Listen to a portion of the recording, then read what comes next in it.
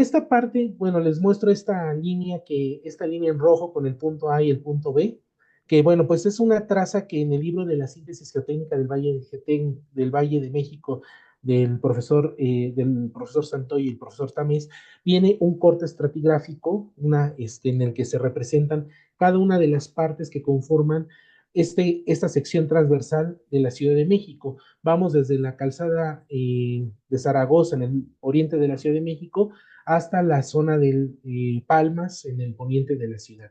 Entonces, esa sección es esta que vemos aquí. Básicamente es una representación de cómo están conformados los suelos o el suelo, los depósitos de suelo en el Valle de México. Hacia el poniente nosotros tenemos lo que son los macizos rocosos, podemos tener ciertos afloramientos y pues conforme nos vamos acercando hacia el centro del valle, que es hacia el centro del antiguo lago, vamos a tener una serie de depósitos de suelo con diferentes características, desde los suelos de transición en las zonas próximas a la zona de lomas y la zona lacustre, conformada por potentes depósitos de arcillas deformables, arcillas con características muy especiales, como contenidos de humedad altísimos, como del cerca del 600-800%, o relaciones de vacíos de cerca de 8 o 9, que eso pues da lugar a que tengamos suelos muy deformables. Y conforme nosotros vamos profundizando, vamos encontrando algunas capas un poco más resistentes, como esta que vemos en rojo, que es lo que conocemos como la capa dura, y por debajo tenemos otra serie de arcilla que no tiene las características de la arcilla superior, de la serie arcillosa superior, pero tiene teniendo ciertas características de deformabilidad y de resistencia que se deben de tomar en cuenta. Y finalmente, en la zona del lago tenemos, bueno, la parte, el estrato que sigue, la capa que sigue, sería lo que es la capa, lo que conocemos como los depósitos profundos. Estos depósitos que están conformados principalmente por suelos arenolimosos, suelos arenosos, y que nos ofrecen gran resistencia. Pero hay que concentrarnos en los primeros metros de nuestra superficie, que es realmente donde nosotros llevamos a cabo las excavaciones, aunque ahí voy a presentar un caso de un túnel que va un poco más profundo, pero generalmente las excavaciones para realizar infraestructura pues, las realizamos en los primeros metros. Ya más profundo, pues ya implica pues temas de cimentaciones y bueno, pues son temas que bueno, no abordaremos en esta plática, ¿no? Nos enfocaremos principalmente al tema de las excavaciones. Y bueno, empecemos por la zona de lomas, en la que nosotros tenemos los depósitos de arcilla y evidentemente, dadas las características de estos suelos arcillosos, suelos deformables, suelos con contenido de agua muy grandes, con el nivel freático prácticamente a nivel de superficie, entonces estas características nos exigen que nosotros tengamos procedimientos de, de excavación en los que nosotros tenemos que contemplar todas las posibles condiciones que el suelo va a tener en el comportamiento cuando nosotros empecemos a retirar el material. Aquí vemos en una imagen una excavación con un muro Milán, con troqueles para poder mantener la estabilidad de la excavación y de las colindancias. Aquí vemos un corte dentro de una excavación con un sistema top-down en la que se puede apreciar los suelos arcillosos y algunos lentes de ceniza o de arena, de vidrio volcánico que se pueden tener dentro del depósito de suelo. Y aquí tenemos una excavación que es la excavación de unas cisternas, que bueno, aquí no se alcanza a apreciar muy bien, pero bueno, ya lo veremos un poco más adelante, que es una excavación con muro Milán, pero que en el centro se está realizando la excavación para las cisternas que van un poco más abajo del nivel de sótano. Entonces, son las características que nosotros debemos de tomar en cuenta, ¿no? Las diferentes condiciones que presenta este suelo, baja resistencia electro soportante, la alta deformabilidad y las propiedades índice como relaciones de vacío y contenido de humedad bastante altos. Entonces, todas estas condiciones las tenemos que tomar en cuenta.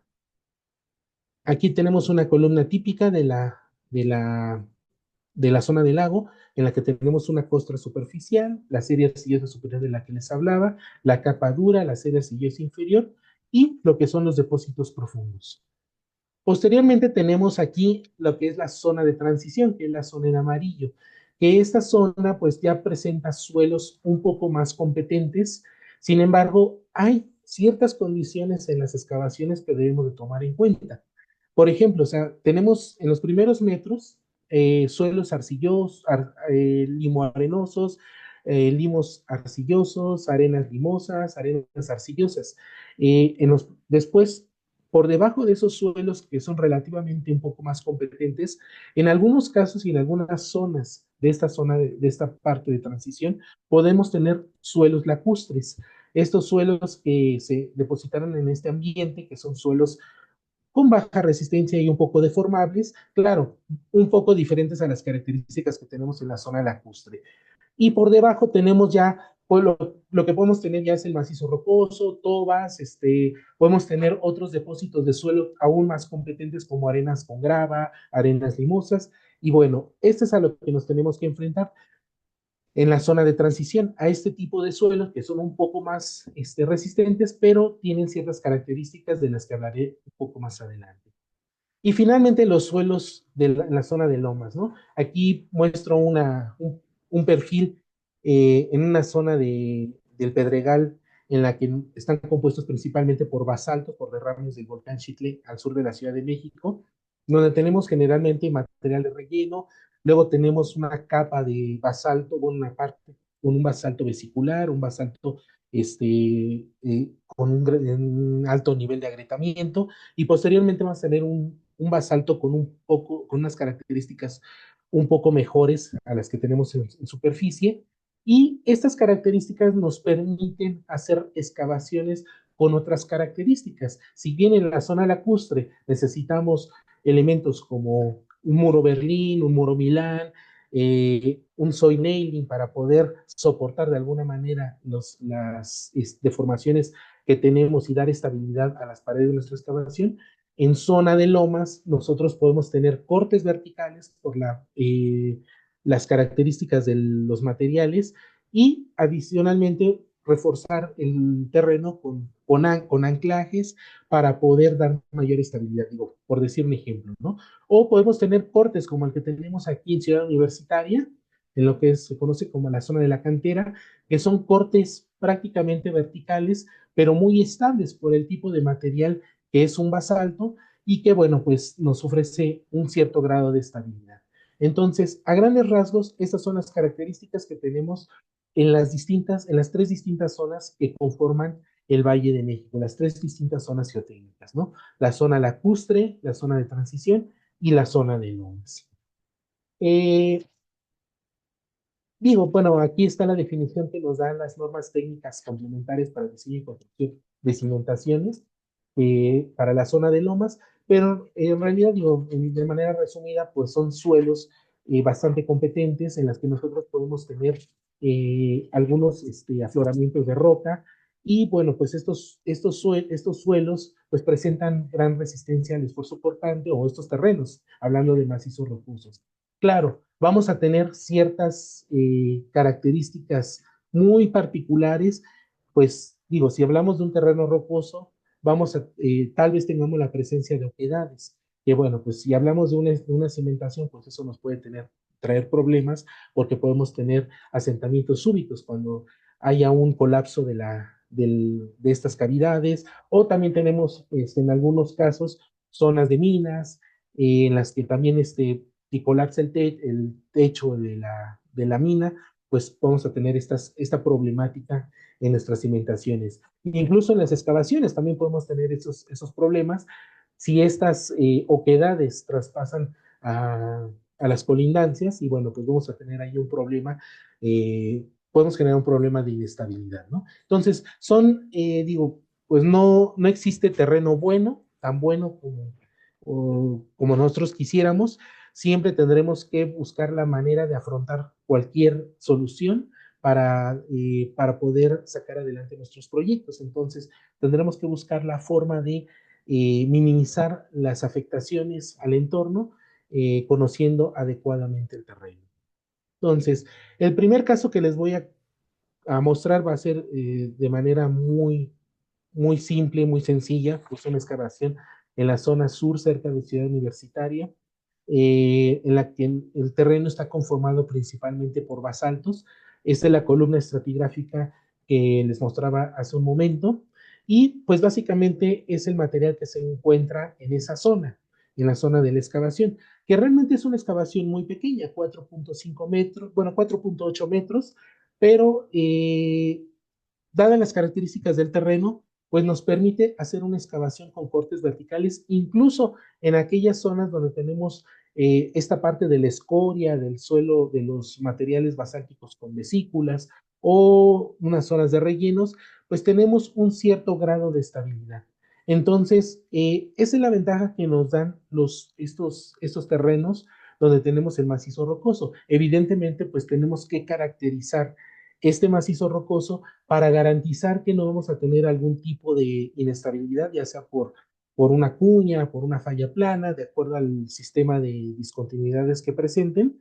Pero bueno, pues es la forma en la que nosotros podemos evaluar qué tan estable va a ser esa excavación y si requerimos o no de un tipo de soporte. También la profundidad de la excavación no es tan grande y eso nos permite tener unas condiciones de trabajo de manera adecuada, puesto que en esta zona prácticamente las familias de discontinuidades pues presentan un cierto grado, bueno, están prácticamente horizontales, aunque hay algunas discontinuidades en las que se podría presentar algún mecanismo, pero bueno, pues después del análisis y la revisión, pues se estableció que no había ningún problema para la estabilidad de los cortes y bueno, pues se procedió a realizar la excavación sin ningún tipo de tratamiento. Y afortunadamente, bueno, pues esta obra ya está casi por concluir y bueno, pues se comportó adecuadamente el macizo rocoso. Digo, aquí algunas imágenes más del tipo del macizo rocoso que se encontró en esa zona. Y bueno, pues aquí de manera un poco más amplia, cerca de esa zona donde está esta excavación, pues por debajo del piso de esa obra, del fondo de la excavación, pues tenemos estos materiales. Entonces, tenemos materiales bastante competentes que, bueno, nos permiten garantizar un adecuado comportamiento del sistema de la excavación. Este caso lo quiero presentar porque en principio era una excavación para poder alojar una torre.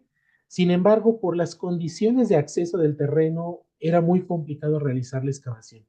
Entonces, básicamente, después de la excavación, se nos llamó para poder identificar, bueno, poder establecer, en principio, si la excavación continuaba, se podría realizar en condiciones estables y al ver que no se avanzaba en el procedimiento constructivo como que se quería porque se tenía el tiempo encima, entonces el siguiente paso fue buscar una alternativa para poder garantizar que esa cimentación se iba a comportar adecuadamente. En principio, la zapata de cimentación tendría que ir empotrada en el terreno, pero desafortunadamente por los tiempos que se venían encima, pues se decidió que se tenía que rellenar lo que se llevaba excavado y con un relleno fluido de las características de resistencia y de deformabilidad muy similares a las del terreno que estaba conformado principalmente por una andesita.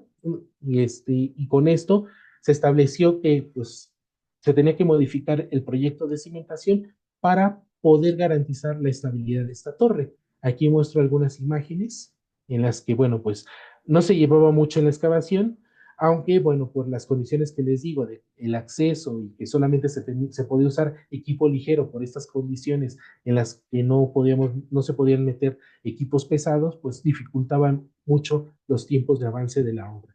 Entonces, bueno, pues se prosiguió a hacer esta revisión. Parte del análisis que se hizo, bueno, ya después de ver que se tenía que modificar el proyecto, pues ahora tendríamos que modificar también las condiciones del comportamiento del terreno. Entonces, a partir del levantamiento que se hizo, se realizó una modelación numérica para poder ver cuál iba a ser el comportamiento del relleno fluido en interacción con el terreno de cimentación, que era básicamente un macizo rocoso, y ante cargas estáticas y cargas sísmicas, cuál iba a ser el comportamiento de esa torre. Entonces, aquí muestro parte de las etapas del proceso constructivo. Y aquí viene una animación. Ay, bueno, debería venir una animación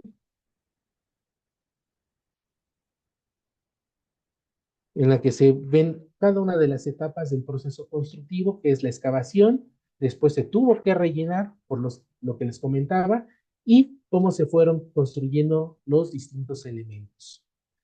Entonces, con base en esto se determinaron los desplazamientos en el terreno, en el sistema de cimentación, y se determinaron factores de seguridad para garantizar el adecuado comportamiento del terreno de cimentación y de la estructura misma. Aquí, bueno, como ya lo había comentado, en esta modelación se realizaron ciertas revisiones y en una de las revisiones se utilizó uno de los modelos constitutivos que vienen incluidos en el programa Plaxis, que es el Jointed Rock, que nos permite simular un comportamiento anisótropo del terreno, y de esta manera, con base en la información que nosotros recabamos de campo, con las discontinuidades, pudimos determinar el comportamiento que iba a tener en función de las características del macizo rocoso. Y aquí, bueno, pues parte de la estructura, esta fotografía corresponde a la etapa en la que está construido nada más el puro dado de la torre, faltaba construir la zapata, pero bueno, pues, se ha comportado adecuadamente, tanto en condiciones estáticas de operación y en condiciones sísmicas. De manera poco resumida, por supuesto es un proyecto muy largo pero bueno, les mostraré una parte, solamente una parte de este proyecto, que es la excavación de un túnel en la zona poniente de la Ciudad de México. Ya imaginarán qué túnel es. Bueno, pues aquí tenemos el modelo que se construyó, y aquí tenemos algunas imágenes del tipo de suelo que se encontró en esta zona poniente, que si bien ya es la zona de lomas, pero las características topográficas del sitio se encuentran prácticamente en lo que es una paleocañada, donde tenemos el depósito de suelos que realmente son muy competentes, son prácticamente suelos arenolimosos, limos arenosos, limos arenoarcillosos, muy similares sus características a lo que conocemos como el tepetate, que es el material que utilizamos para realizar el relleno compactado. Aunque bueno, la calidad no era tan buena, pero bueno, pues más o menos las características para que se imaginen en las condiciones en las que se llevó a cabo la excavación, por lo menos en la última parte de este túnel. Aquí les muestro este ejemplo donde, bueno, pues está muy interesante porque tiene una lumbrera, un túnel de conexión para poder conectar con el túnel principal. Entonces aquí podemos observar las principales estructuras, que es la lumbrera, el túnel de conexión, el encapillado y el túnel de línea. Entonces, bueno, pues ahí vemos parte de la modelación numérica. Aquí vemos parte del proceso constructivo, que es muy importante conocer las características y propiedades de los suelos para que nuestro modelo tenga un adecuado comportamiento. Si nosotros no tenemos, si no alimentamos nuestros modelos numéricos con parámetros adecuados, pues realmente vamos a obtener resultados que no están acordes con el comportamiento de nuestras estructuras, de nuestros terrenos y de nuestros procedimientos constructivos. Por eso es muy importante las etapas de exploración geotécnica y de laboratorio, porque pues esto nos va a permitir entender el comportamiento. Aquí tenemos unas imágenes también de lo que es la zona ya de la conexión con el túnel. Y bueno, pues por un lado tenemos lo que es la modelación numérica y por otro lado tenemos lo que es ya la realidad, ¿no? Aquí curioso porque cuando me tocó modelar esto, bueno, pues siempre uno lo está viendo en pequeño, en chiquito, ahí todo el modelo en la pantalla de computadora, pero ya cuando uno empieza a ir a obra y empieza a ver las dimensiones de los túneles, pues sí se queda uno sorprendido de todo lo que es la magnitud de este tipo de obras, ¿no? Entonces, bueno, pues aquí tenemos estas características, estas condiciones, ¿no? La condición en la etapa de proyecto, bueno, de modelación y la etapa ya de construcción. Aquí tenemos lo que es la lumbrera, tenemos los elementos de sostenimiento, que igual lo podemos ver en la parte del modelo numérico, y ya cómo está construido, ¿no? La otra parte, lo que es el túnel de conexión. Y bueno, aquí esta imagen, aquí muestra esta parte del túnel de conexión, que es una parte esencial para poder, y un tanto crítica para poder dar estabilidad entre la conexión de la lumbrera y lo que va a ser el túnel de línea. Entonces, uno de los elementos que se utilizó para dar estabilidad fueron los marcos metálicos con concreto lanzado. Y aquí hay una comparativa del análisis que se hizo para ver el comportamiento en cuanto a deformaciones con el sostenimiento sin marcos metálicos y con marcos metálicos. Y aquí podemos ver que hay una diferencia importante de 1 centímetro, que bueno, a la larga, bueno, pues ese centímetro que nosotros tenemos a nivel del túnel, pues de alguna manera se va a reflejar en superficie y en algunos casos puede ser mayor en superficie y esto puede traer afectaciones tanto a las estructuras, a las obras de servicios públicos, en fin. Entonces, nosotros tenemos que garantizar en cualquier excavación que no vamos a tener afectaciones en el entorno, ya sea a estructuras colindantes o a servicios públicos, bueno, pues por los temas de deformaciones podemos generar ahí un tema de un daño en las operaciones, ¿no? Aquí, bueno, pues es un esquema de cómo se constituyen estos marcos metálicos, la estructura del revestimiento del túnel y pues parte esencial de estos análisis es determinar los asentamientos, tanto al nivel de la excavación como a nivel de superficie para ver cómo se va a comportar el terreno.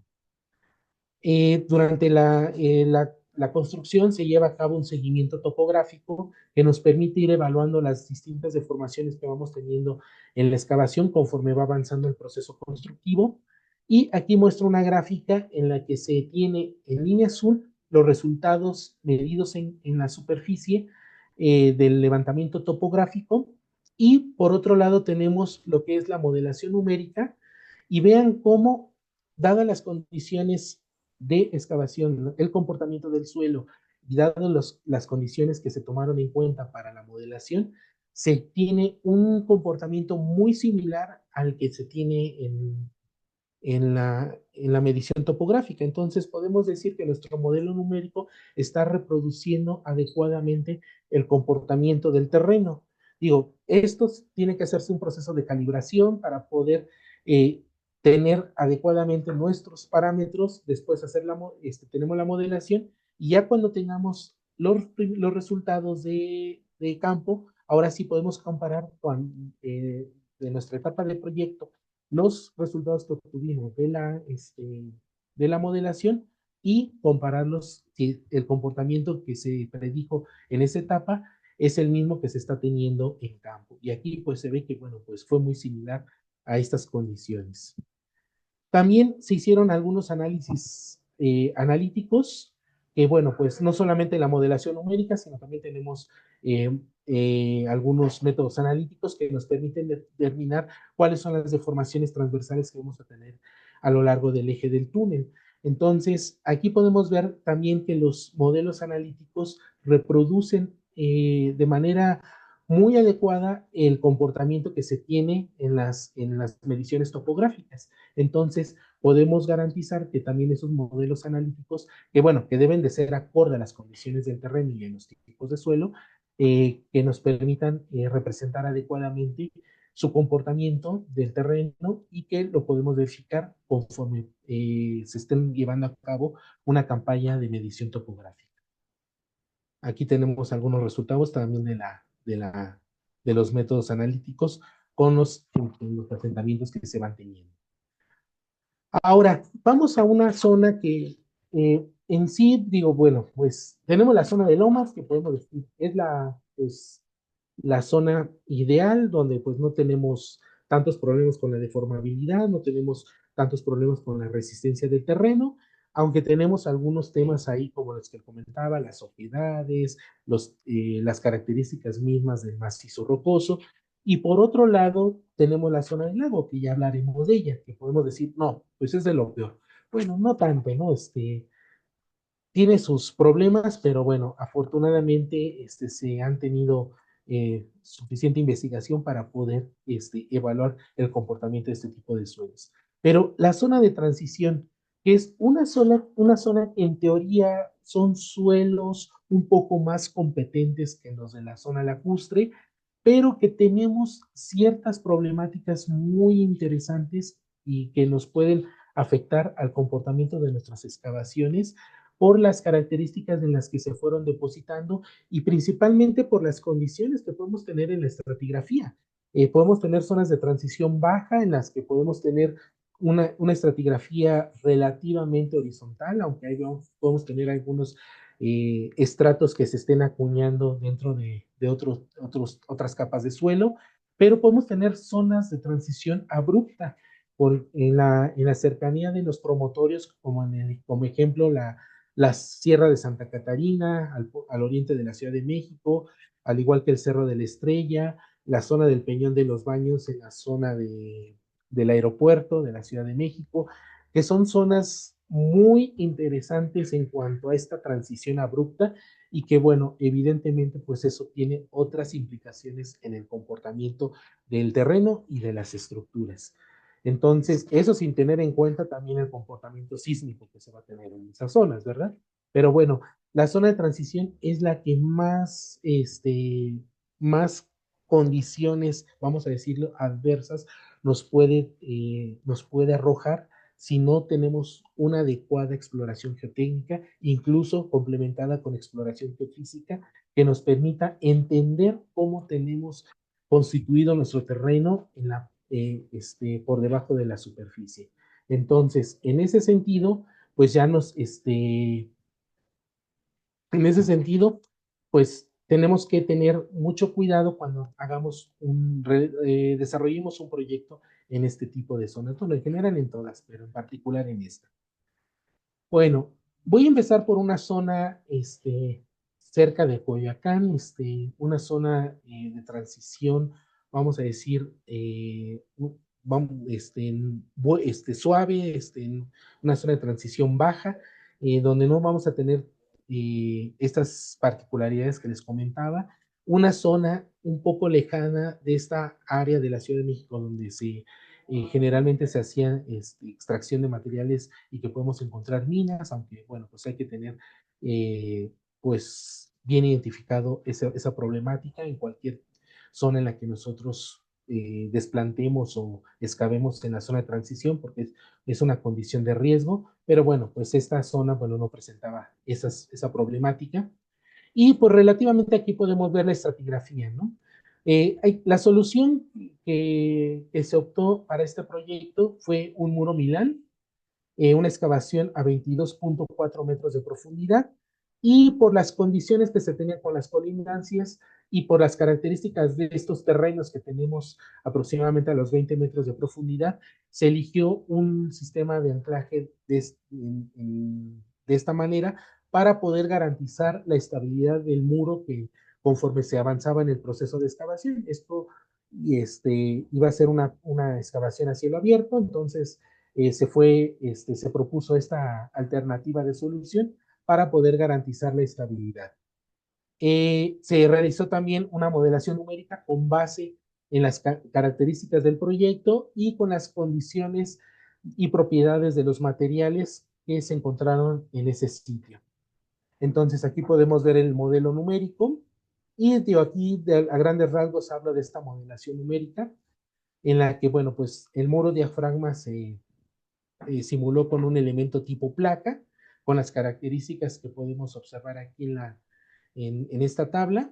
Era un muro de 60 centímetros de ancho y los anclajes se simularon tanto con elementos en BBTIM, que es un elemento que tiene incluido el programa Plaxis, que nos permite simular el comportamiento que va a tener este tipo de elementos estructurales en su interacción con el terreno, esta resistencia al esfuerzo cortante en el fuste que van a tener, y el cable con el elemento tipo ancla. Y estas son las características que se asignaron a ese tipo de elementos. Aquí podemos ver una simulación tanto del proceso del proceso de excavación. Del lado izquierdo podemos ver la deformación del terreno, y por el lado derecho vamos a ver los desplazamientos que tenemos a lo largo en el terreno por el producto de la excavación. Aquí muy importante conocer los desplazamientos que vamos a tener, en todo nuestro terreno, durante todo el proceso, pero esencialmente en las colindancias, porque esto puede generar afectaciones, como ya les había comentado, a los sistemas públicos, o también a las estructuras colindantes. Podemos generar asentamientos diferenciales, distorsiones que puedan afectar a este tipo de estructuras o este tipo de servicios. Para ello, bueno, pues ya actualmente la norma técnica de diseño de construcción de cimentaciones en su versión 2023 trae un capítulo para excavaciones, y también vienen algunos parámetros para poder establecer cuáles son los límites permisibles para los desplazamientos tanto verticales como horizontales en el borde de nuestra excavación, para garantizar el correcto funcionamiento, bueno, la correcta operación tanto de servicios públicos como garantizar la estabilidad de las estructuras que se encuentran en los predios vecinos. Entonces, es muy importante tener en cuenta estos criterios para poder establecer cuáles son los límites que nos permite la norma para evitar daños en la infraestructura y en las construcciones aledañas. Aquí vemos la malla deformada, evidentemente exagerado para que se vea cómo se va a deformar, y podemos ver cómo es el proceso de excavación y cómo se van a ir deformando el terreno. Aquí tenemos los asentamientos, que es lo que les comentaba, que aquí tenemos los desplazamientos que vamos a tener horizontales y que deben de cumplir con los estándares que establece la norma. Y también se hace un cálculo del factor de seguridad para poder determinar si el proceso constructivo y los elementos de contención son adecuados para garantizar la estabilidad tanto de la excavación como de los elementos que están en las zonas colindantes.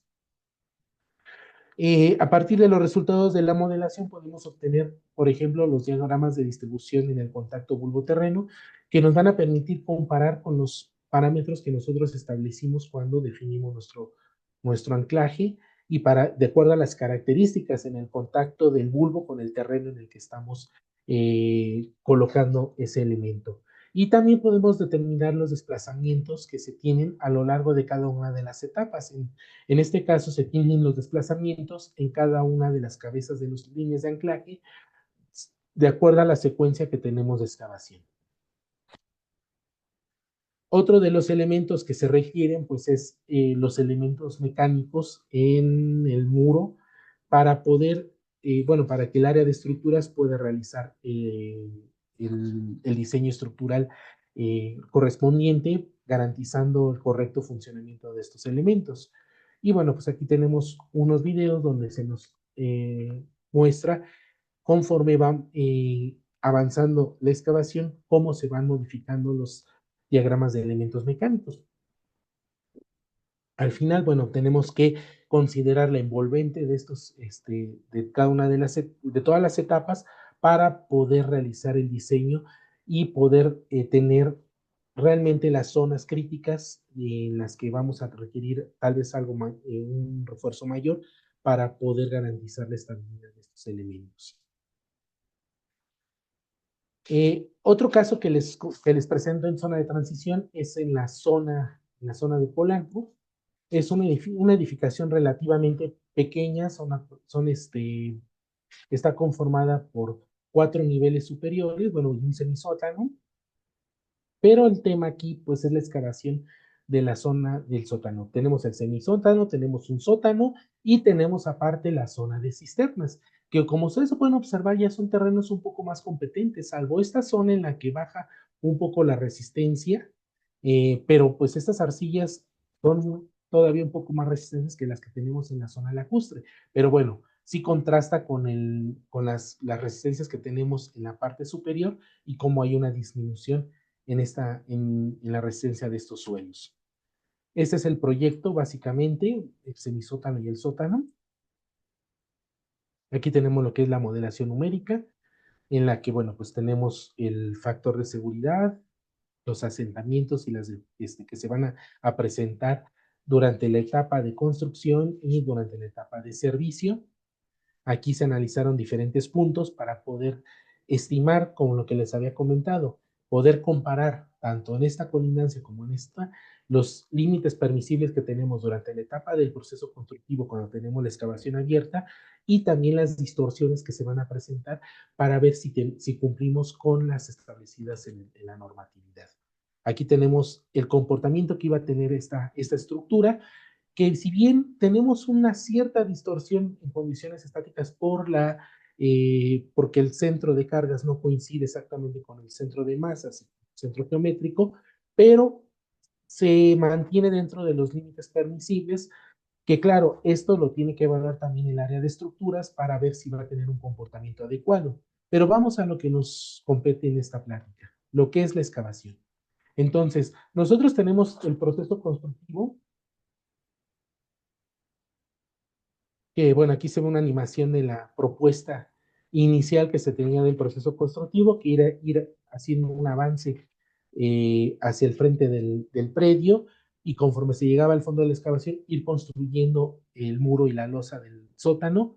Y ya que estábamos en la zona de la vialidad, en la zona, parte frontal del predio, se estableció un sistema de soil nailing con concreto lanzado para garantizar la estabilidad de la, este, de la vialidad. Entonces, a grandes rasgos, este era el procedimiento constructivo, que en la etapa de proyecto así se estableció, pero lo que es muy importante que cuando estemos nosotros ya en la etapa previa a la construcción, con el contratista, nosotros tengamos pláticas para ver cuál es la logística que él va a tener para poder hacer un poco, optimizar estos procedimientos constructivos, porque uno puede establecer un procedimiento en la etapa de proyecto, pero el contratista va a tener ciertos requerimientos para poder llevar a cabo de manera adecuada el procedimiento de excavación. Entonces, es muy importante esta comunicación después de la etapa de proyecto para poder garantizar que pues, el procedimiento constructivo sea adecuado. Y bueno, aquí les muestro algunas de las características de las protección a las colindancias. En la parte posterior, donde se tiene un jardín, que si bien no representa una condición de carga importante, aunque se tienen unas estructuras menores en el predio vecino, pues el tipo de cimentación de esa barda pues era a base de mampostería, de piedra brasa. Entonces se eligió colocar un sistema con muro berlín en esa zona, contrastando con las características del otro extremo de la colindancia, que era a base de este tipo de soinen, con estas anclas pasivas. Aquí tenemos algunos elementos, unos resultados del análisis de estabilidad, donde podemos ver que tanto en condición estática como en condición sísmica la excavación se va a comportar adecuadamente, incluso para la etapa en la que se van a construir estructuras como las contratraves, tenemos un adecuado comportamiento. Aquí tenemos algunas imágenes del procedimiento constructivo de cada una de las colindancias. Entonces, esto es lo que, pues, a partir de estos análisis, considerando todas las condiciones del subsuelo y las condiciones de las colindancias, pues establece un proyecto de excavación, pero, repito, esto tiene que ir de la mano con el contratista para que, pues, se pueda optimizar de manera eficiente y poder garantizar que la excavación se va a cumplir en los tiempos que se tienen establecidos, pero garantizando la estabilidad. Y bueno, aquí tenemos algunas imágenes ya de la construcción. Y aquí, bueno, aquí tenemos ya la construcción de los muros perimetrales a nivel de sótano. Aquí se alcanza a ver la parte frontal con este sistema de concreto lanzado y con estas anclas pasivas. Y aquí, bueno, pues esta imagen me gusta porque podemos ya ver parte de lo que vimos durante la exploración, pero ya estamos viendo ahí la estratigrafía completa, ¿no? Entonces podemos ver estos suelos arenolimosos con estos lentes de arenas con gravas, que, bueno, que se fueron identificando durante el proceso de exploración geotécnica. Y bueno, pues repito, tenemos que tener un adecuado procedimiento de, tanto en la exploración como en una buena programación en las pruebas de laboratorio. Aquí, bueno, pues este proyecto que, bueno, en el cual, bueno, es proyecto del ingeniero Ricardo Guerrero, que está aquí a mi lado, y si digo una barbaridad, pues ahí me dice. Es también una excavación profunda en la zona poniente de la Ciudad de México, una excavación de 24 metros de profundidad. Aquí el proyecto consistió en una optimización del sistema de contención, pero para ello pues necesitamos conocer todas las características del subsuelo. Entonces, estas son las imágenes cuando se tomó el proyecto, en las que, bueno, pues ahí se tenía una profundidad de aproximadamente 16 metros, aunque, bueno, pues ya se tenía un sistema de anclaje con con el muro de concreto lanzado de 40 centímetros. Sin embargo, bueno, pues parte de la tarea era tratar de hacer más eficiente el proceso de excavación, el sistema de estabilización y también el procedimiento constructivo, de lo que les comentaba hace un momento. Esa sinergia que debe de haber entre la ingeniería geotécnica y el contratista para poder garantizar que la excavación se va a llevar de manera adecuada, priorizando la estabilidad y las condiciones de servicio en las estructuras colindantes. Entonces aquí muestro algunas imágenes. Se me fue, perdón, disculpen. Aquí vamos. Aquí vemos algunas imágenes de la excavación con el sistema de contención. Entonces, aquí, bueno, esta imagen me gusta mucho porque pueden ver ahí unas manchas grises en el terreno, que es básicamente son arenas, limos arenosos, pero me gusta mucho porque vemos estas manchas. Estas manchas que vemos aquí son lentes de arena pumítica, que si ya los vemos más de cerca, pues aquí los podemos observar y que pues, realmente en el proceso constructivo también hay que tomar en cuenta, costaba mucho trabajo. Colocar el concreto lanzado, porque bueno, el concreto lanzado sale proyectado a cierta velocidad y tal vez en el terreno, en los terrenos arenolimosos no tengamos ningún problema, pero en estas arenas pumíticas pues se las lleva y entonces empezamos a socavar y entonces empezamos a tener más un sobrevolumen y bueno, es algo que tenemos que tener en cuenta durante el proceso constructivo, que cuando nos encontremos estos lentes tenemos que hacer ciertas adecuaciones para poder garantizar que pues no vamos a tener esta sobreexcavación y estos sobrevolúmenes en el concreto.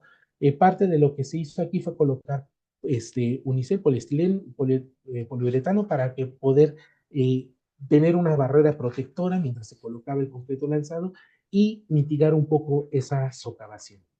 Aquí tenemos algunos resultados del análisis numérico con la superficie de falla, los desplazamientos durante el proceso de excavación.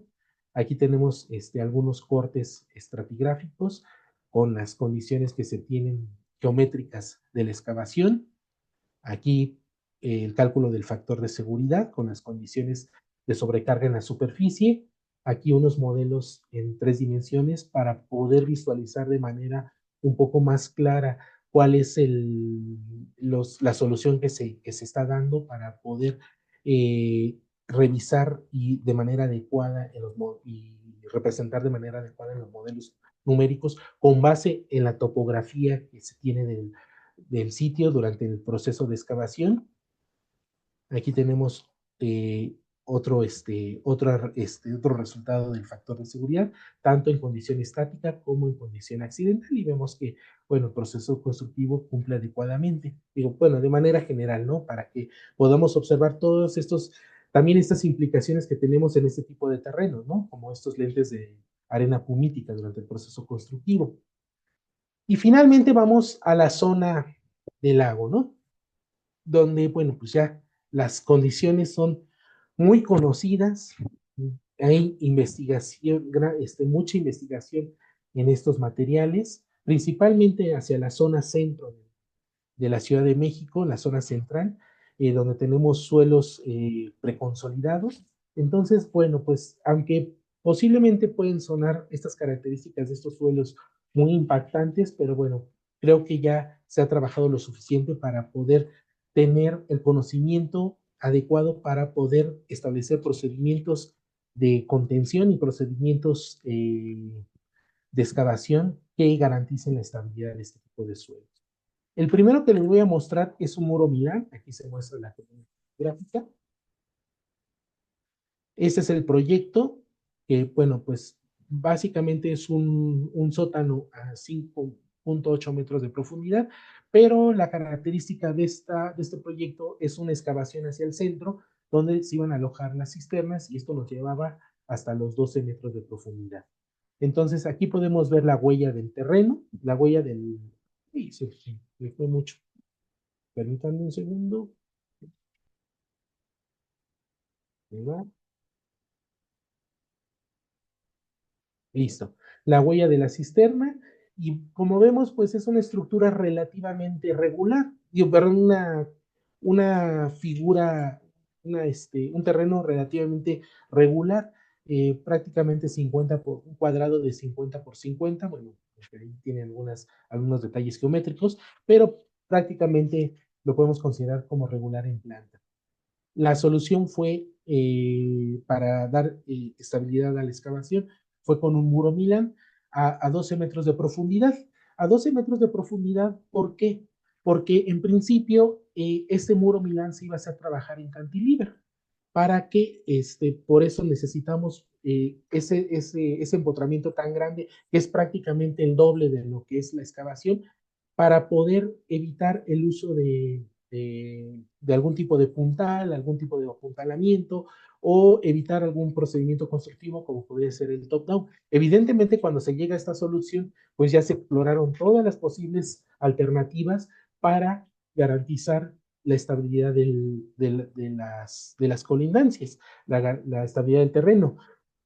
Y esta solución viene acompañada pues también de un análisis económico en la cual pues en la que el cliente pues establece que todas las diferentes alternativas cuáles que son técnicamente viables, técnicamente seguras y garantizan la estabilidad de la excavación, pero en términos económicos cuál es la más viable, económicos y en tiempo, ¿no? En dinero y en tiempo. Entonces se optó por esa solución con un muro a 12 metros de profundidad, excavando construyendo la parte de la periferia de la estructura para dar estabilidad como un tipo de apuntalamiento a esa estructura y ya cuando tuviéramos construido toda la periferia del primer nivel del sótano, bueno, del nivel de sótano, ahora sí que eso iba a funcionar como un sistema de apuntalamiento, se procede a realizar la excavación de la zona de cisternas.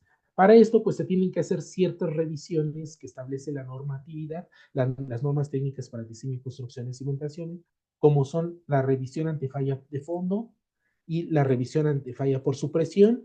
Y bueno, aquí no se incluyó, bueno, no está la diapositiva, pero también se realizó la revisión por falla por pateo. Aunque en este caso no era tan evidente esta falla por pateo durante el proceso de excavación, del sótano porque pues prácticamente esto estaba trabajando en cantilever. Por eso se optó por hacer una modelación numérica para ver el comportamiento. Ya tal vez durante el comportamiento, ya con el sistema de sótano, pues sí, sí, ya se puede, y durante el proceso de excavación de la zona de cisterna, pues se puede provocar un mecanismo de falla de pateo. Pero bueno, todo esto se evaluó en el modelo numérico. Aquí, bueno, nada más para ejemplificar los desplazamientos verticales máximos que se tienen durante la etapa de servicio. Aquí ya las etapas de excavación con la zona de cisternas y con estos elementos ya que simulan la parte de la zona de sótano que ya está construida y que sirve como apuntalamiento para el sistema de contención. Y aquí unas imágenes ya de la excavación de la zona de cisternas. Aquí vemos una parte, aquí vemos la cimentación de la grúa torre, la parte inferior de la zona de cisternas. Aquí vemos la excavación un poco más, con una foto más amplia. Aquí vemos la excavación, la colocación del relleno fluido entre la pared del muro, entre el muro de cisterna y el talud que se propuso para poder realizar la excavación. Aquí vemos en la parte posterior, donde teníamos en la parte posterior del predio y en la parte poniente teníamos estructuras que si bien, bueno, sí teníamos ahí unas estructuras un poco que tenían algunos deterioros y también teníamos algunas estructuras eh, como una escuela que clasificada del grupo A. Entonces, pues sí había que garantizar un poco más la estabilidad en esta zona.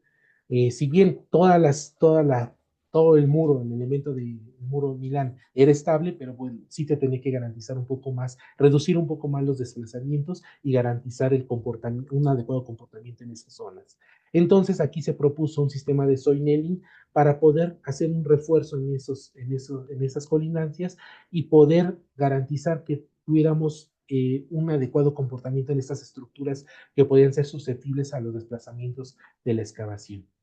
Entonces, bueno, ya este proyecto ya lo podemos dar por cerrado porque ya está construido, ya están este, en acabados, entonces, bueno, ya puede descansar uno porque ya se cerró la excavación. Ahora viene la otra etapa, ¿no? La etapa del comportamiento a largo plazo del sistema de cimentación. Pero bueno, pues eso puede ser tema de otra plática, ¿no? Y muy cerca de ahí, ahora un muro Milán, pero con puntales. La zona, digo, está muy cerca, podría decir que está a escasos 150 metros del proyecto anterior, que bueno, pues aquí por las características del terreno, pues sí ya nos permite buscar otras alternativas. La solución por las condiciones de carga nos permitía un sistema con cajón. Entonces, que bueno, que nosotros la parte que nos tocó fue revisar la parte del procedimiento constructivo, dar una optimización del proceso constructivo. Evidentemente, pues tenemos que hacer algunos análisis y algunas revisiones. Pero por las características de este terreno, que pues es básicamente rectangular, una relación 2:1, 15 metros de ancho por 30 metros de largo, creo que pues condiciones mejores que estas en una excavación en cuanto a geometría, no podemos pedir más, ¿no?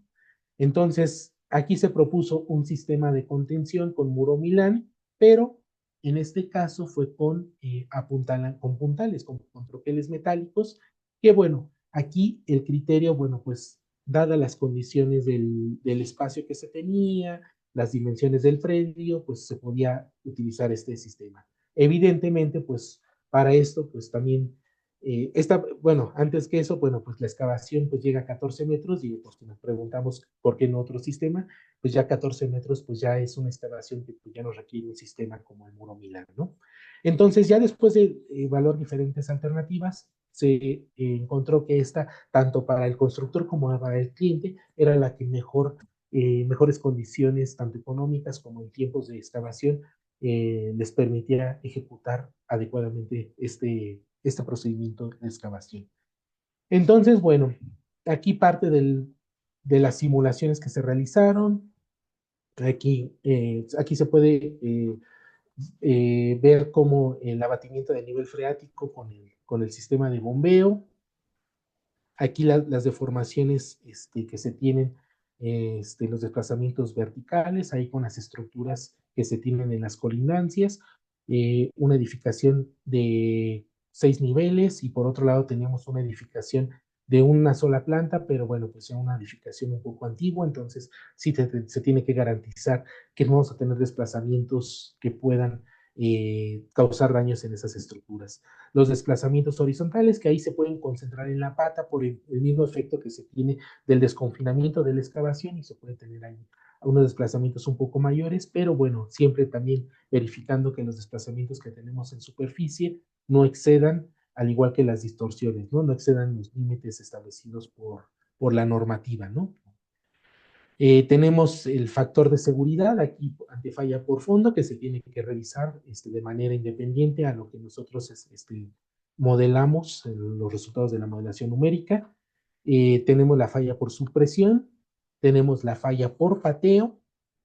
Entonces, en todos estos casos se hace el cálculo analítico, pero pues evidentemente esto va acompañado de la modelación numérica. Y la modelación numérica, dadas las condiciones que tenemos, tanto en las sobrecargas en superficie, considerando el desconfinamiento, considerando los elementos de contención, se puede observar que pues, lo que rige es una falla de fondo.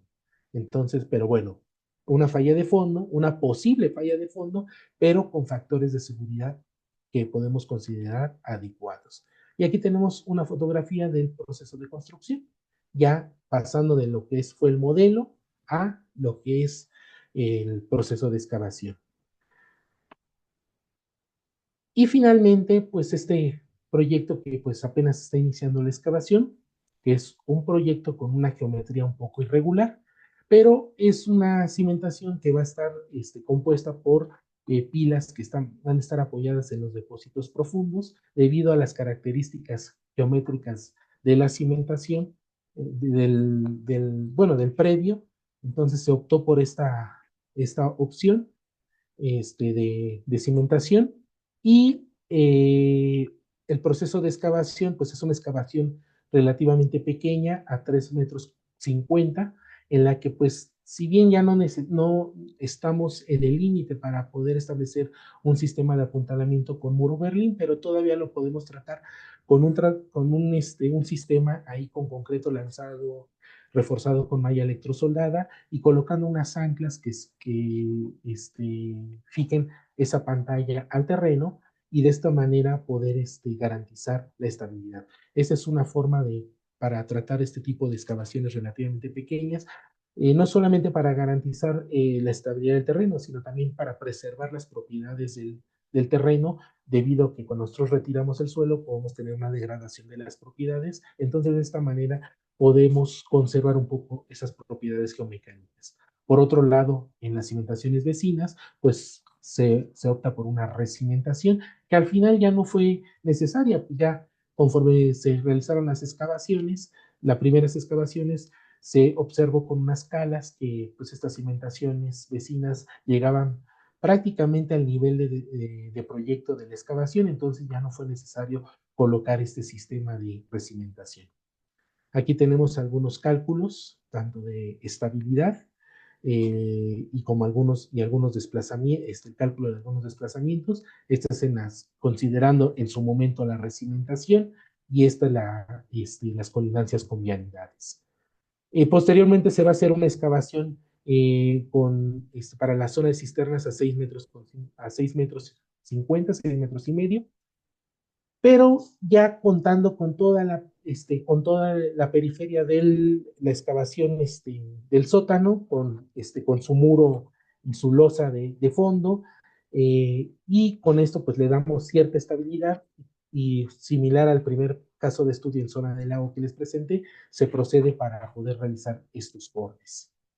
Y bueno, aquí tenemos lo que es el proceso constructivo, que como ya les había comentado, bueno, pues esta es la propuesta, pero pues ya hemos tenido algunas pláticas con el contratista para poder hacer un poco más eficiente el procedimiento constructivo de acuerdo a la logística que ellos tengan en campo.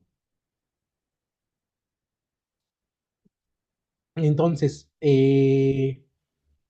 aquí tenemos un análisis de algunos, para tener unos umbrales que con base en el levantamiento topográfico que se realice durante la etapa de excavación, poder ir evaluando cómo se va comportando la excavación. Esto se realizó para ir determinando cuánto los diferentes longitudes de tramos excavados y poder verificar cuáles son los niveles de desplazamiento máximos que se van presentando en ese proceso de excavación. Aquí tenemos con los círculos azules colindancia con vialidades y con triángulo rojo y la cruz en negro tenemos las colindancias con edificaciones. Y esta línea roja que tenemos aquí es el límite permisible por el reglamento, que como podemos observar para hasta tramos de 6 metros de apertura, tramos de excavación, tenemos un adecuado comportamiento en cuanto a las deformaciones horizontales. Se hace lo mismo con deformaciones verticales y vemos que con 6 metros tenemos un adecuado comportamiento. Conclusión de esto, que podemos tener tramos abiertos de hasta 6 metros, evidentemente cuidando los procedimientos del tratamiento y también estableciendo tiempos en los que nosotros no podemos tener abierta la excavación, ¿no? Que en este caso pues establece de 10 a 15 días, que bueno, pues ahí es otro tema que hay que platicar con el contratista para poder establecer más procedimientos más eficientes para la construcción de esos tramos excavados. Evidentemente, bueno, pues esto nos da un panorama de cómo podemos abordar la excavación y poder siempre cumpliendo con los desplazamientos permisibles por la normatividad. Y esto, bueno, pues actualmente se está alimentando con información topográfica para poder ir monitoreando cuál es el comportamiento de la excavación.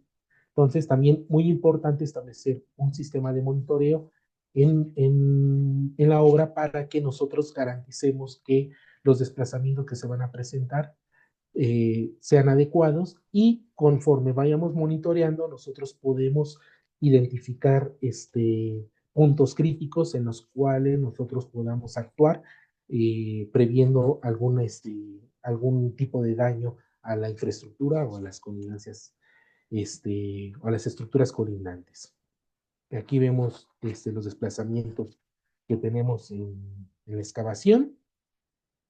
Y bueno, ya como comentarios finales, bueno, pues aquí presentamos 9 casos de estudio de excavaciones de diferentes características, 3 por cada una de las zonas técnicas, y como ustedes pudieron observar, cada zona tiene su particularidad.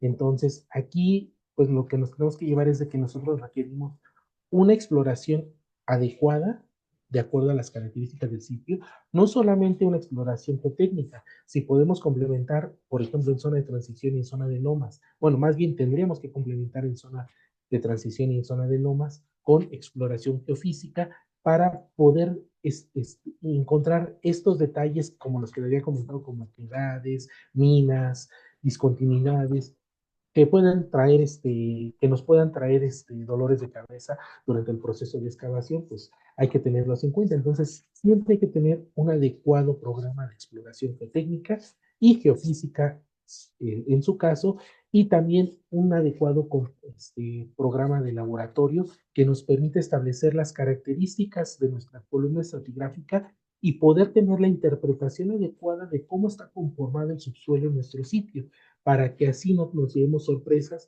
y que nos pueden llevar a temas de inestabilidad, ¿no?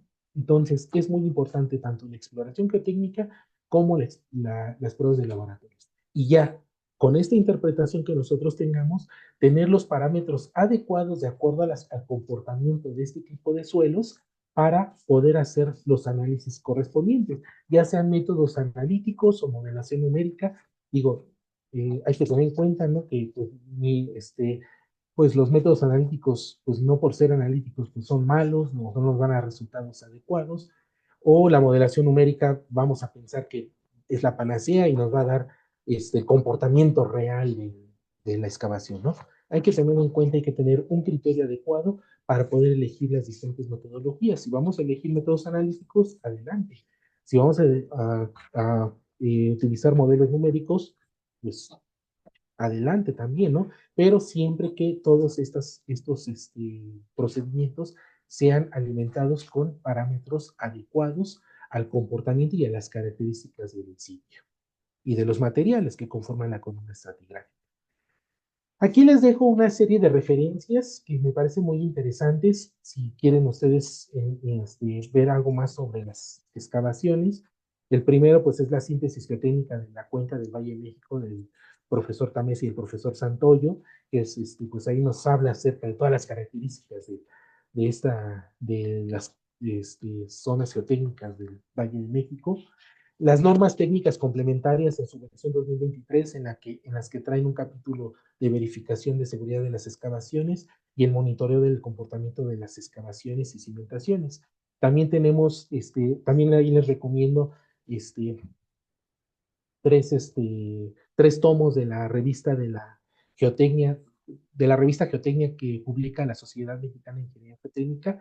Les recomiendo el número 270. Ahí se me fue, ahí es el 262. Ahí se me fue, nada más puse el 26, pero no, es el número 262. El 270, desplazamientos horizontales en excavaciones hechas en la Ciudad de México.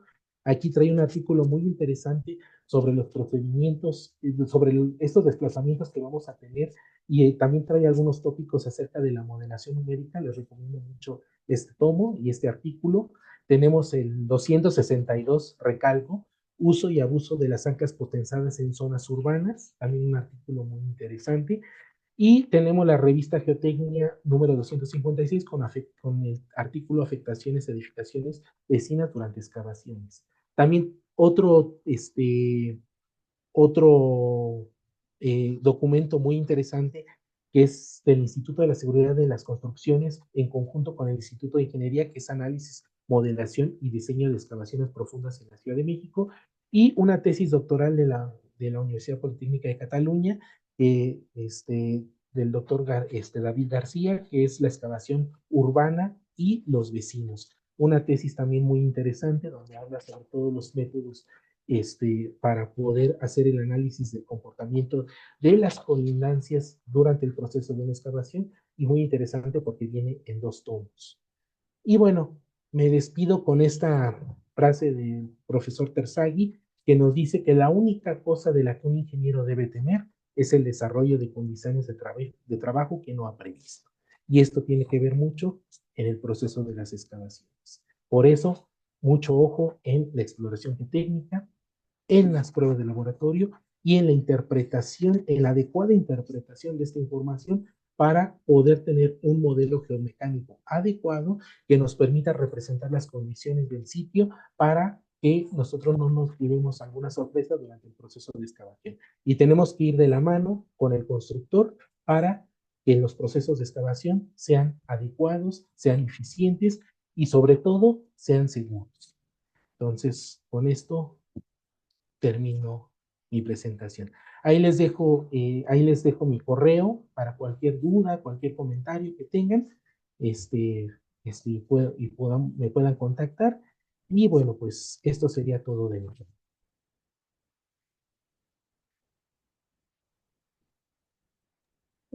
Le agradecemos mucho la exposición presentada, ingeniero Cristian. Gracias por la disponibilidad de tiempo. Tenemos algunas preguntas con respecto a nuestros participantes. No sé si tal vez tendría la disponibilidad de tiempo para poder comentárselas. Sí, adelante. Ok. La primera pregunta viene por parte de José González. Pregunta, ¿qué tipo de exploración geotécnica y geofísica se realizó en el primer caso de estudio? En el primer caso de estudio, que es el de la zona de Lomas, Sí. sí, ok, en el terreno rocoso. Aquí la exploración geotécnica consistió principalmente en la perforación, en la obtención de núcleos para poder determinar la resistencia de la roca, y también para estimar la calidad con el RQD. Se hicieron algunos pozos a cielo abierto para determinar las condiciones de los rellenos, y adicionalmente se colocaron diferentes puntos para poder identificar zona de oquedades, adicional a la exploración con la obtención de núcleos, de sondeos de avance controlado para medir los tiempos de perforación e identificar aquellas zonas donde el tiempo se reducía drásticamente, identificar zonas de posibles oquedades. Adicionalmente, se realizaron tendidos de refracción sísmica, se hicieron resistividad eléctrica para poder identificar de alguna manera las oquedades que se tenían en el macizo, aunque bueno, no era tan eficiente porque no teníamos nivel freático. Y bueno, y eso también se hicieron algunas pruebas como vibración ambiental y unos para poder estimar ahí. Pero bueno, eso es para otros fines, ¿no? Que es para elaborar un espectro de sitio. Pero básicamente en eso consistió la exploración geofísica y geotécnica. Gracias, ingeniero Cristian. Ingeniero Cristian, tenemos dos participantes que quieren realizarle una pregunta. Voy a habilitar sus micrófonos en este Ujú, momento, el ingeniero Pedro. ujú. ¿Listo? ¿Ya está habilitado el micrófono? Sí, bueno, Sí, sí, sí, lo escucho. muchas gracias, excelente tema. Yo tengo varias preguntas, pero no quisiera abusar del tema. Por lo que vi, el análisis, el método analítico y el método de numeración de elemento finito, en el problema que usted presentó dice que sí está de acuerdo a la norma. Ujú, Constructivamente, ¿qué se hace cuando no, cuando se va a presentar la falla de fondo? Me refiero a la ajá, falla de fondo. ajá. Bueno, cuando se está identificando que, evidentemente, bueno, nosotros tenemos que seguir un procedimiento de medición topográfica, que ahí se puede ir verificando que ya hay ciertos desplazamientos, cierto comportamiento. Igual también, de manera visual se puede observar. Lo que se recomienda es arropar esa zona. ¿Para qué? Para tener una sobrecarga en el fondo que evite que se produzca ese levantamiento. Esto para por lo menos evitar que se siga desarrollando ese mecanismo de falla. Ya posteriormente se buscarán alternativas para poder evitar que se siga desarrollando esa falla. Y bueno, pues en principio sería arropar esa zona para evitar que se siga desarrollando. Ya después se buscarán alternativas para poder garantizar la estabilidad del fondo de esa excavación y poder continuar con la excavación. Perdón, la zona uno y la zona 2 es susceptible a falla de fondo. La zona uno no. La 2 solamente hay unas zonas en las que podemos tener el nivel freático a ciertas condiciones donde se puede dar este mecanismo, pero esta falla de fondo principalmente se da en zonas en la zona del lago, en la zona lacustre. Pero en zonas como el caso que les presenté cerca de Coyoacán, podría presentarse la falla de fondo bajo ciertas condiciones, pero los suelos que nosotros tenemos son un poco más resistentes que los de la zona lacustre, por lo que el desarrollo no es tan común que se dé, pero sí se puede dar en zona de transición en ciertas áreas, en ciertas zonas. Y finalmente, doctor, ¿qué teoría usan para calcular falla de fondo? ¿Stenton o Meyerhoff? Efectivamente utilizamos bueno, en la que yo me baso es la del profesor Tamés, que bueno, que al final de cuentas viene de la mano con las teorías de Skempton, que bueno, pues es considerar el bloque de suelo como si fuera una cimentación invertida, que eso va a ser la sobrecarga, lo que es la carga que se está produciendo en el terreno, y tenemos una zona donde no tenemos confinamiento y se va a producir la falla por la cuña que se da por debajo de la cimentación. Entonces, ahí le recomiendo el libro de Ingeniería de Cimentaciones del profesor Tamés, donde viene explicado este mecanismo de manera adecuada y también incluye las metodologías de Skempton y también el manual del Convitur, que es también una buena referencia para este tipo en suelos blandos, ¿no? Muchas gracias, Pedro Anchel Cabrilla, del Instituto Tecnológico de Iztapalapa 3, para servirle. Muchas gracias, ingeniero.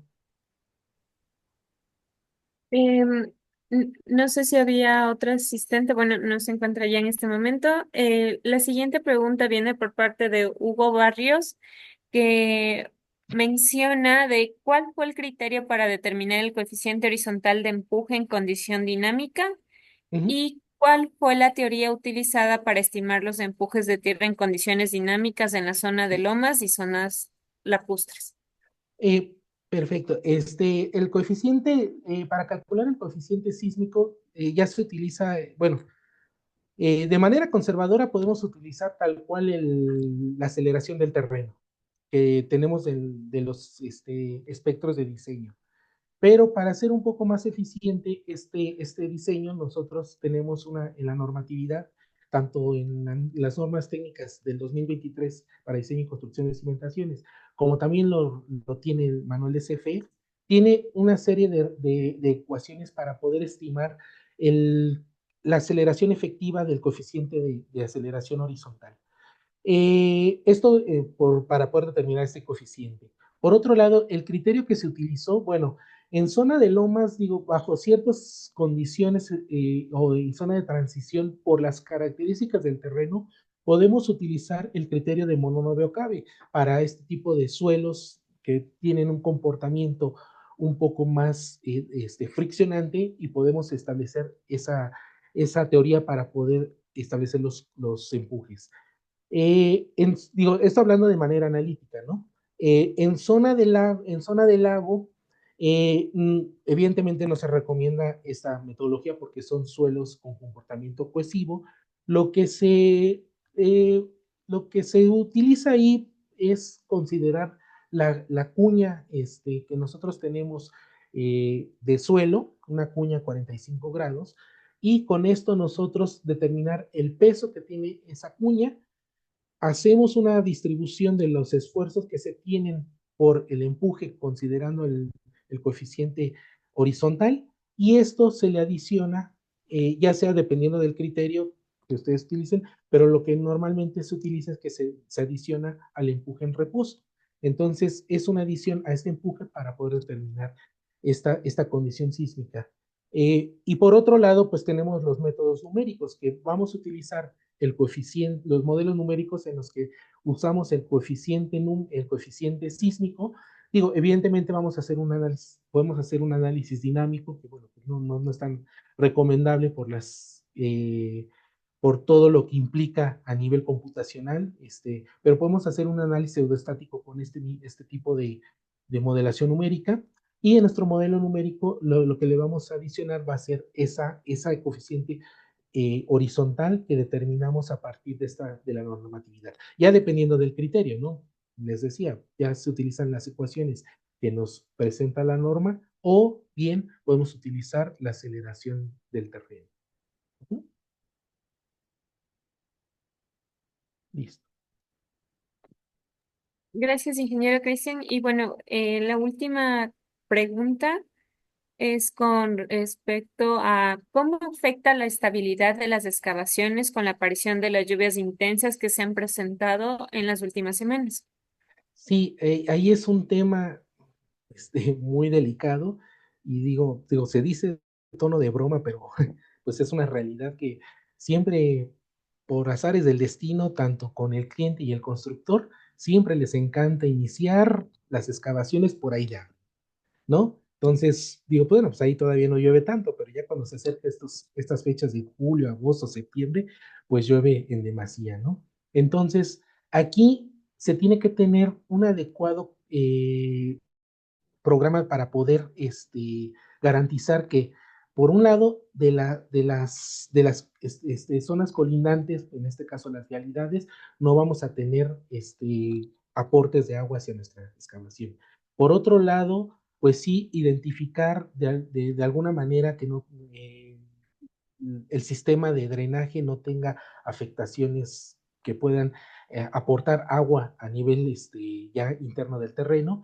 Y por otro lado, tener un adecuado sistema de bombeo de achique, en este caso, en el que nosotros, digo, pues es evidente, no vamos a tener la excavación cubierta, vamos a tener aportación de las fuertes lluvias que se presentan, pero sí tener un adecuado sistema con canales, con fosos en los que nosotros podemos extraer el agua con bombeo de achique y de esa manera evitar que tanto tengamos una infiltración en nuestro terreno y que no tengamos agua en la excavación. Y por otro lado, también es muy importante la protección de las excavaciones, que en este caso, tanto en zona de transición como en zona del lago, que pueden ser muy susceptibles al deterioro por la condición de lluvia, una baja en las propiedades geotécnicas, en las propiedades resistentes, colocar algún tipo de protección. Por eso se recomienda generalmente si no bien concreto lanzado, pero concreto arrepello en nuestros taludes temporales, o también considerar algún tipo de protección con, con alguna malla para que evitar que el agua pueda afectar. Porque también tenemos la otra, ¿no? De hecho, en una de las imágenes se muestra, ¿no? Llueve, digo, en lo que platico le regreso, ya casi estoy, llueve, se remoja la parte de la superficie y si no está adecuadamente cubierta, que en este caso utilizaron una malla plástica para poder cubrir los taludes, pero si esa parte que no todavía está pendiente de colocar el concreto, aquí en esta precisamente, esta, podemos tener que se moje, se reseque, y entonces podemos tener, como ustedes pueden observar en esta imagen, ya un cierto nivel de agrietamiento en la superficie de nuestro talud. Entonces, esto que va a provocar una disminución de las propiedades geotécnicas. Por eso es muy importante la protección, ya sea con concreto lanzado o a repello, y tal vez ahí con reforzado con malla electrosoldada, para poder garantizar, bueno, no tal vez, reforzado con malla electrosoldada, para poder garantizar la protección adecuada de, de nuestros taludes temporales y, como ya lo había comentado, complementar con un bombeo de achique para evitar la acumulación de agua en el fondo de nuestra excavación. Uh-huh.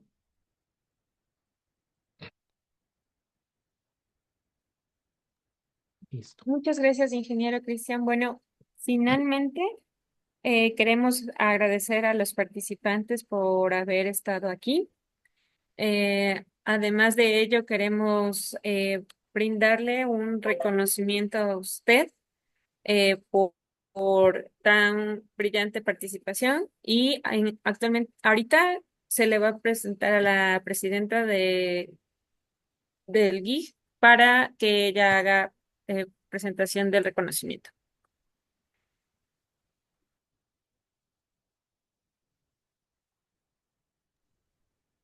Buenas tardes. A nombre del Grupo de Ingenieros Jóvenes, pues le agradecemos tan valiosa participación. Le hacemos entrega virtualmente de su reconocimiento. Posteriormente, pues se lo haremos llegar por correo electrónico. Pues muchas gracias a los asistentes y a usted también. Que tengan buena tarde. Muchas gracias por la invitación. Hasta luego.